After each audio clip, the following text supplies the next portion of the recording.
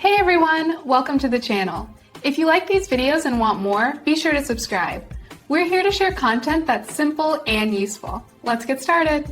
Replying to an email on the Yahoo Mail mobile app is a quick and simple process that allows you to stay connected on the go.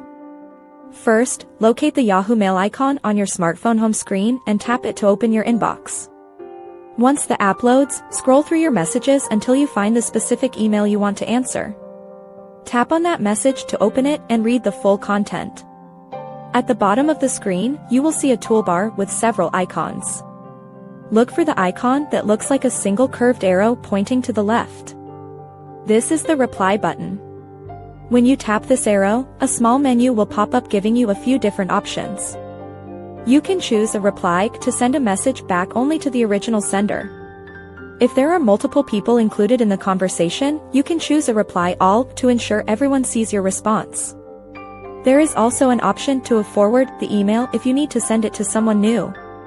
After you select a reply, a new window will open with the cursor ready in the message body. Use your phone's keyboard to type out your response.